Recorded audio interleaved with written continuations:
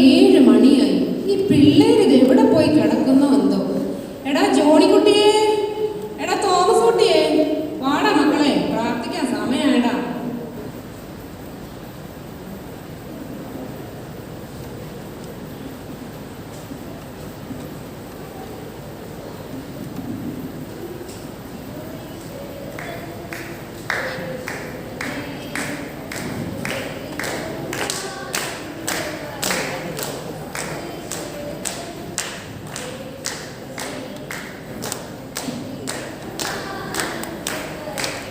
സ്തോത്രം സ്തോത്രം സ്തോത്രം, ഹല്ലേലൂയ. എൻ്റെ ദൈവമേ, ഇത്രത്തോളം അടിയങ്ങളെ നടത്തിയ കൃപകൾക്കായിട്ട് ഞങ്ങൾ നിന്നെ സ്തുതിക്കുന്നു, സ്തോത്രം ചെയ്യുന്നു കർത്താവേ. നിന്റെ നല്ല വഴികൾക്കായിട്ട് ഞങ്ങൾ നിന്നെ സ്തുതിക്കുന്നു കർത്താവേ. അടിയങ്ങളുടെ കഷ്ടപ്പാടുകളെല്ലാം നീ അറിയുന്നല്ലോ എൻ്റെ ദൈവമേ. എൻ്റെ കുഞ്ഞുങ്ങളെ ഒരു കര പറ്റിക്കണേ എൻ്റെ ദൈവമേ, യേശുവിൻ്റെ നാമത്തിൽ തന്നെ.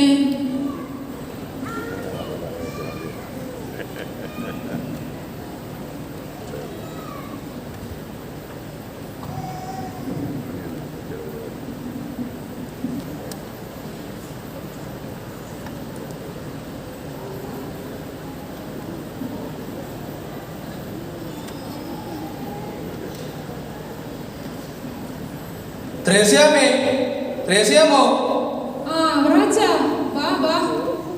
ത്രേസ്യാമേ, കുറെ ദിവസമായി ഇങ്ങോട്ട് വരണമെന്ന് കരുതുന്നു.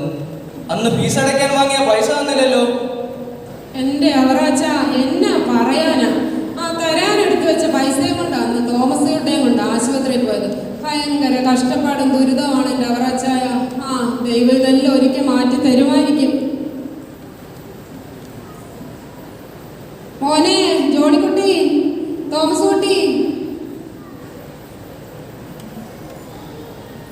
എൻ്റെ മക്കളെ, അവറാച്ചാൻ വീണ്ടും ആ പൈസയും ചോദിച്ച് വന്നേക്കുന്നു. എന്ത് ചെയ്യാനാ, നമ്മുടെ ഈ കഷ്ടപ്പാടൊക്കെ എന്ന് മാറും എൻ്റെ മക്കളെ. ഈ കടമൊക്കെ എങ്ങനെ വീട്ടുമെന്ന് അറിയത്തില്ല. ദൈവം നമുക്കൊരു വഴി കാണിച്ചു തരും. നമുക്ക് ഒരുമിച്ചിരുന്നൊന്ന് പ്രാർത്ഥിക്കാം.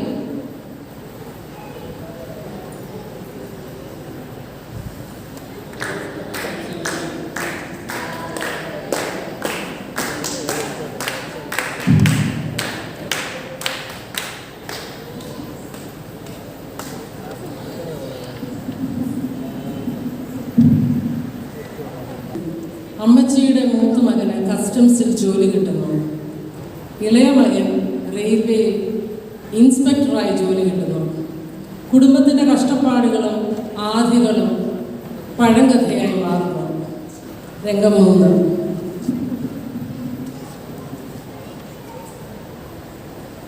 ത്രേസ്യാമ്മച്ചിയെ, ത്രേസ്യാമ്മച്ചിയെ, ഇപ്രാവശ്യം മണി ഓർഡറും കൂട്ടത്തിൽ അമ്മച്ചിക്ക് എന്തോ സമ്മാനം ഉണ്ടല്ലോ. ഒരു TV വേണമെന്ന് ഞാൻ അവനോട് പറഞ്ഞായിരുന്നു. അതായിരിക്കും സമ്മാനം. ഈ TV നീ എവിടാണോ വെക്കുന്നത്? ഇവിടെ ഒരു സ്ഥലവും കാണുന്നില്ലല്ലോ എൻ്റെ ദൈവമേ. ഈ ഫോട്ടോ ഒന്ന് അങ്ങോട്ട് മാറ്റി വെക്കാം. ഇങ്ങോട്ട് വെക്കും മോനെ TV.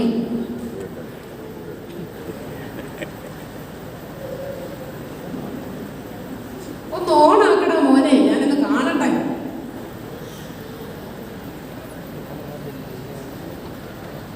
എന്റെ ദൈവമേ, എനിക്കിനി സീരിയല് കാണാൻ അന്നാമ്മയുടെ വീട്ടിൽ പോകണ്ടല്ലോ. എനിക്കിനി എന്റെ വീട്ടിൽ ഇരുന്ന് സ്വസ്ഥമായിട്ട് സീരിയല് കാണാമല്ലോ.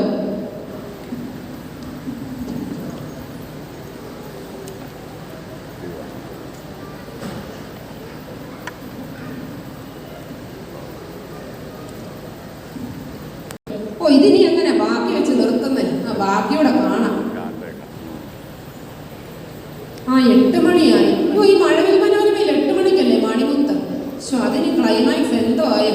അതുകൂടെ കഴിയട്ടെ.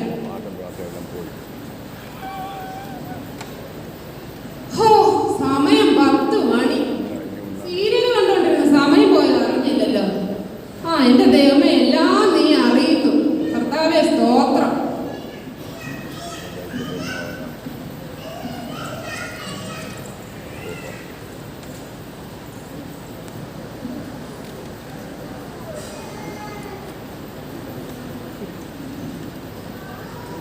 ത്രേസ്യാമേ, ത്രേസ്യാമോ, ഇപ്പൊ പള്ളിയോട്ടൊന്നും കാണുന്നില്ലല്ലോ. പാട്ടും പ്രാർത്ഥനയും ഒന്നും കേൾക്കുന്നില്ലല്ലോ. എന്റെ അവറാച്ച, എന്നാ പറയാനാ, ഈ പിള്ളേര് വിളിച്ചും പറഞ്ഞല്ലോ കഴിയുമ്പത്തേനും സമയം പോകുന്നേ. ഒന്നിനും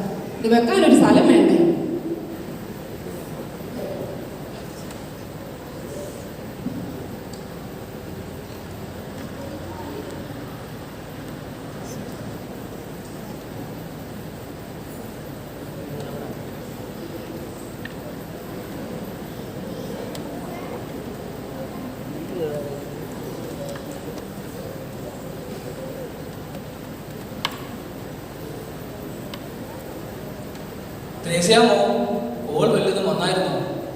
ഇല്ല. എന്താ അവരാച്ച? ആ ജോണിക്കുട്ടി ഇന്ന് വിളിച്ചുമില്ല. ഞാൻ അവന്റെ കോള് വെയിറ്റ് ചെയ്തിരിക്കുവായിരുന്നു. ഇതുവരെ അവൻ എന്നെ വിളിച്ചിട്ടുമില്ല.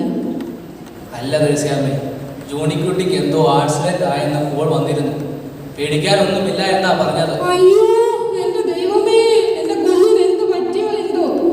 എന്റെ കർത്താവേ, എന്റെ മോനെ കാത്തോണമേ. എന്റെ അവറാച്ച ഫോട്ടോ എന്തിയോ? യേശുവിന്റെ ഫോട്ടോ അത് ഇവിടെ കൊണ്ട് വെച്ചായിരുന്നല്ലോ അവറാച്ച. എവിടാ? എനിക്കൊന്ന് പ്രാർത്ഥിക്കണം എന്റെ ദൈവമേ. എന്റെ കർത്താവേ, നീ എന്നോട് ക്ഷമിക്കണേ. എനിക്കൊരു നല്ല കാലം വന്നപ്പോൾ ഞാൻ പഴയതെല്ലാം മറന്നുപോയല്ലോ. എന്റെ കർത്താവേ, എന്റെ പൊന്നു മോനെ കാത്തോണേ. എന്റെ കർത്താവേ, എന്നോട് നീ ക്ഷമിക്കണമേ കർത്താവേ.